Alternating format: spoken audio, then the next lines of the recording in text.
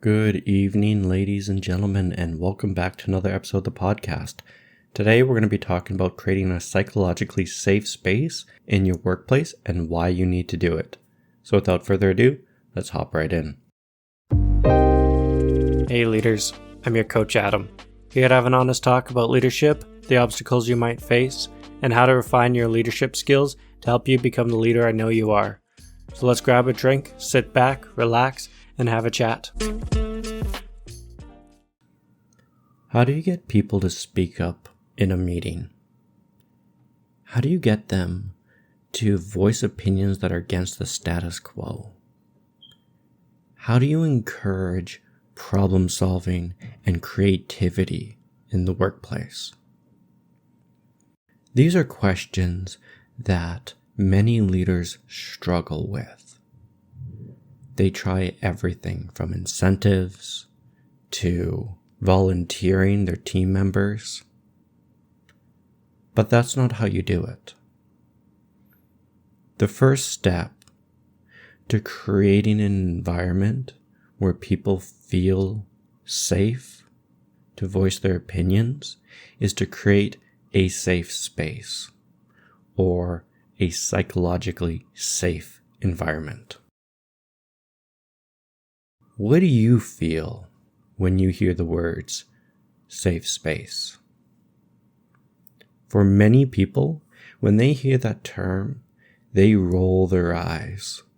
They think of snowflakes or the news articles being written about protecting people away from ideas that they are uncomfortable with. I don't blame you if you have that reaction. I have that reaction. When I hear the term safe space, I get angry. And the reason for that is because most leaders don't create safe spaces. They don't create psychologically safe spaces. They think they've created a safe space. But what they've done is they've created a judgmental space with a lot of criticism that is also an echo chamber of only one idea. This is a problem. I hate echo chambers because echo chambers will only ever tell you what you want to hear, not what you need to hear. And if you've created a psychologically safe space for your team, they will tell you what you need to hear, not what you want. And that's important.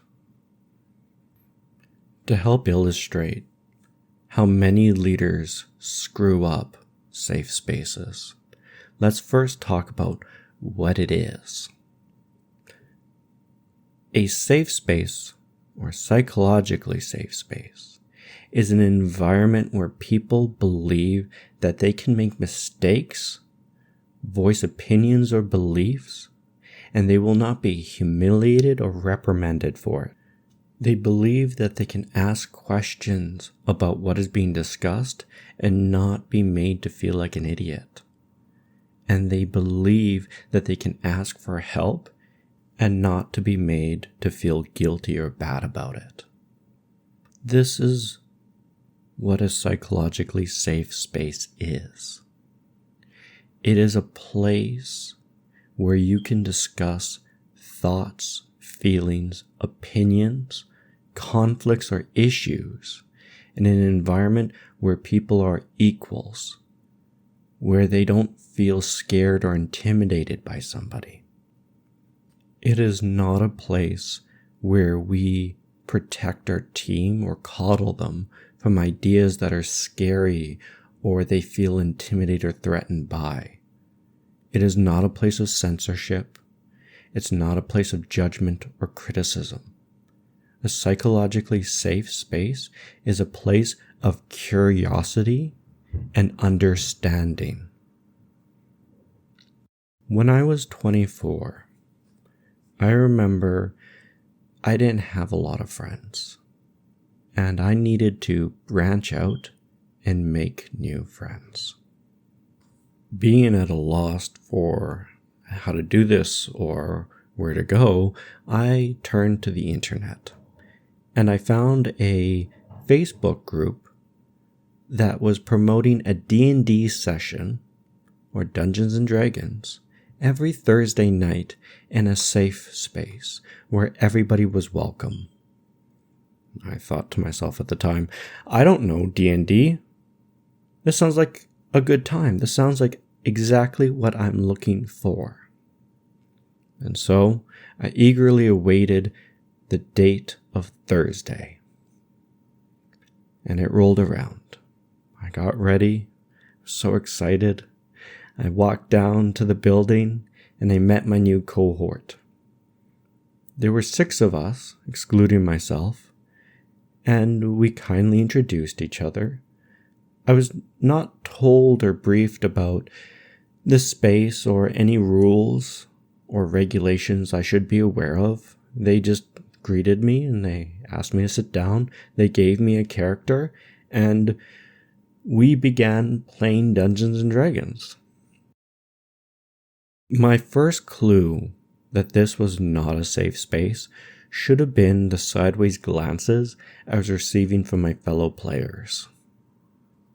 I noted that when I tried to do actions or things in the game, I would hear sighs coming from my left or my right. I was new to this game. I didn't understand how it was played, but my cohort clearly did. My second clue should have been the comments that I started receiving from the people around me, which were becoming incredibly judgmental, such as, I wouldn't do that. Wow, you really would do that, wouldn't you? To somebody they had just met. What really sealed the deal in this Dungeons and Dragons game is I remember rolling some dice and I was becoming quite frustrated. And at one point I said, this is so stupid. The game came to a screeching halt. The dungeon master stood up and said, you cannot say that word here. That is inappropriate. And I remember being very confused. I'm like, what word? And they said stupid. You cannot use the word stupid because it has been used to degrade and humiliate certain groups or populations. And we do not accept that kind of language at this table. Here's the rub. I was not given a list of words that could not be used at this table. Nobody had told me the rules or the expectations. Everyone just had assumed that I would know this, which I didn't. And what happened in this interaction was public humiliation. To be called out in front of a group that was already kind of hostile towards me, and to stop the game and say, hey, what you did is not okay, that didn't make me feel very good. I shut down. I stopped really playing the game, and I ultimately just left early. So thanks for everything, bye. And that's what happens in most safe spaces. They're actually just judgmental spaces where they publicly humiliate the people that enter that space. As a leader, that dungeon master should have handled the situation much better. Either you let it slide and you approach the individual afterwards and say, hey, just so you're aware, we don't say these words. You had said it a few times. It's not that big of a deal. But these are the words that you can't use in this environment. And then move on. Or they should have pulled me aside before anything ever kicked off and said, hey, this is the rules. These are the guidelines. Please look at them. And then if anything happens during play or something like that, we'll talk about it more then. That's really what should have happened. Unfortunately, that's not what happened. And in my experience in many safe spaces, most leaders and organizations don't run them correctly. It is what it is.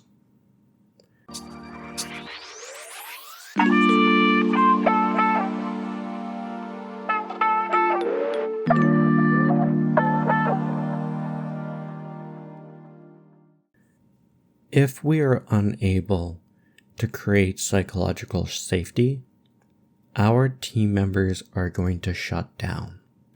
They are not going to voice opinions that are disagreeable with the group, which is a big problem for your organization because your organization may be headed for a cliff and no one's going to point that out to you. If they don't feel safe at work, people will keep their heads down, which will decrease their productivity. No one wants to help each other out because they don't feel safe to do so. If there's mistakes, what will happen is those mistakes will be swept under the rug until there's enough mistakes that happen at a given time that something serious occurs, like the death of somebody or the explosion of a facility. I know you think I'm joking about that. Explosion of a facility, really? I would encourage you to look at the U.S. Chemical Safety and Hazard Investigation Board. They have many video and documented cases of multiple mistakes and human errors being swept under the rug that have caused catastrophic damage to not only the facility and the workers, but to the people outside. The civilians, as we call them. Having a environment that isn't psychologically safe also promotes toxic workplace environments, bullying, and allows for many hyper-manipulative individuals, such as our humble psychopath, to get in there and prey upon your workers and upon you. So how do we move from where we are now into a psychologically safe environment? Again, we must understand that a psychologically safe environment is not an environment where we are protecting our workers or our people from uncomfortable thoughts, opinions, or ideas. It's not a place of censorship. Far from it. It's a place where people can voice their opinions, the beliefs, or feelings without feeling reprimanded, judged, or criticized. Where they can feel that they can make mistakes, and that's okay. Where they feel that they can ask for help and not be humiliated or resented. Understand that definition first. Once you do, we can start working on the behaviors that you're doing and your team is doing to start creating that environment. So first, let's talk about some of the behaviors that are destroying a psychologically safe environment. The first one is being judgmental. If you are making snap decisions about individuals, you are not creating a psychologically safe environment. And I have watched time and time again as individuals claim to want to make a psychologically safe environment, judge their colleagues and put them into stereotypical boxes such as quote unquote the problem employee, the conservative, the fascist, the right wing, whatever that might be. That's not okay. Stop judging people. When you feel like you're putting them in a box, you need to stop and think about why you're doing that. Tap into the emotion of curiosity, because curiosity is the antidote to judgment. The next behavior we need to get rid of is interrupting individuals. Let your people speak their mind fully. Most leaders that are interrupting are doing a thing called fortune telling. That is where they are trying to predict the end of the conversation without having the end of the conversation. They think they already know where it's going. That is a communication issue that you need to fix. If you feel like you need to interrupt somebody, stop. Count to 3 in your head and then focus back on the conversation at hand and finish listening to their statement. They have something important to tell you. Next, do not give unsolicited advice. Many times people just want to be fixers and they just want to throw advice out there. Don't. Stop it. If you would like to give advice, here's the question you need to ask. Hey, can I give you some advice? Give them the power to say yes or no. Do not just assume that they want advice. And lastly, we need to respect confidentiality. Nothing will destroy a safe environment faster than feeling like anything you say in this environment will be gossiped about at a later date somewhere else. If people feel that you are intentionally manipulating them to get dirt on them, or you are faking vulnerability in these safe spaces, you are going to piss your people off so fast. And to fix that, we're looking at months of work to rebuild that trust and help them feel that this is a safe space again. Some behaviors that are going to help promote these psychologically safe environments are going to be 1, confidential. Got to keep things confidential. If somebody says something to you or in a meeting, you leave it in that flippin' meeting. Don't take it away. Or if you do need to talk about it, you erase names. You erase locations. You make the person anonymous and you make sure that never gets back to them.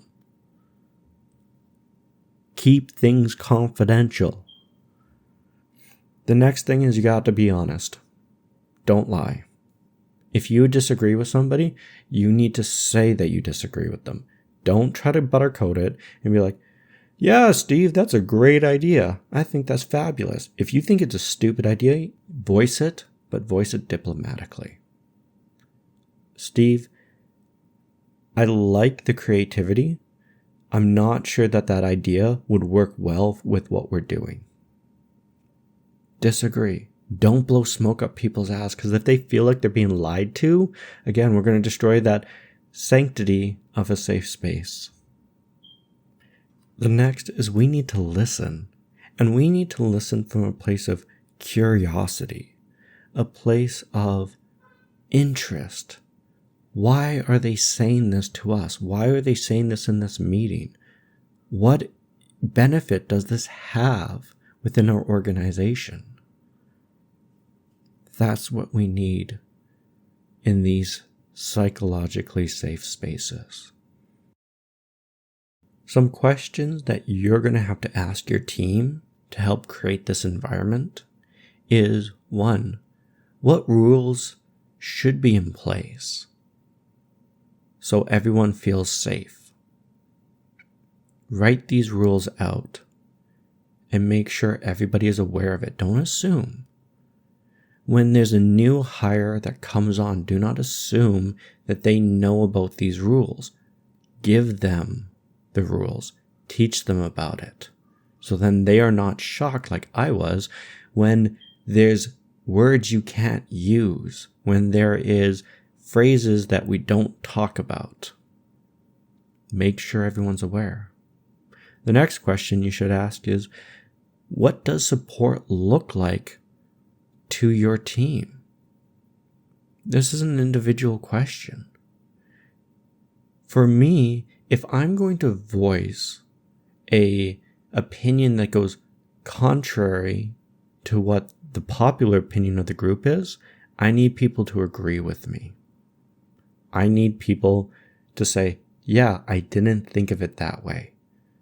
Nothing says, I don't support you and I don't believe in what you're doing, then crickets and silence. Don't do that. And lastly, to cap this all off, let's talk about a couple of good rules of thumb to help you create these spaces. First, if you have a meeting, make sure everyone knows when the meeting is and what the meeting's going to be about. If you surprise your people with random meetings, their first thought is, I am going to get fired. Oh shit. And they're going to shut down in that meeting. Next is to remove hierarchy. If you have doctors on your team, you do not call them doctors, you call them by their first name. Everybody in this environment has an equal voice. The CEO to the cashier are both equal in these environments. One does not have title, rank, or authority above the other, especially when you're discussing problems or issues. If people believe that there's a hierarchy, they will go with the person that they believe has the highest rank and become yes men or yes women. That's not what we want. We want a diversity of thoughts and opinions, and we want to promote discussion in these. So remove hierarchy. Get that out of your head. The last rule of thumb is you must believe with all your heart that everyone at this table has good intentions for the organization and the team. If you do not believe that people at this table have good intentions for the organization or team, and you cannot, for whatever reason, you need to step down. You have biases that are clouding your judgment and are going to be detrimental to your team. If you don't believe that certain individuals have good intentions, you need to explore why you feel that way. And maybe we need to do a perspective shift on that, or depending on the situation, maybe that employee needs to move on. I'm not too sure. We'd have to look at that situation on a case-by-case basis. But in my experience, leaders that consistently don't trust their team and have consistent issues with multiple people, they need to step down. They have unconscious biases floating around in the back of their head that is screwing them and their team over. To wrap up, psychologically safe spaces are incredibly important for your team to survive. Remember, these are not spaces where we avoid conflict, issues, or problems. These are spaces where we talk about conflicts, issues, or problems. They are places that we can voice our opinions, thoughts, feelings, or beliefs in a way that we don't feel judged, humiliated, where we don't feel that we are thought of as less and we won't be reprimanded as a part of. If you're looking for the first step in creating these psychological spaces, I would encourage you to create them anytime you have a meeting. That's the first step. And with that, we'll wrap up the podcast. Thank you so much for listening, and I shall see you guys in the next episode. Cheers. If you've enjoyed this podcast, please subscribe, give it a like, and share it with a friend. And if you're ready to take the next leap and improve your leadership skills, head over to www.seatingthelead.com and book your free coaching session today.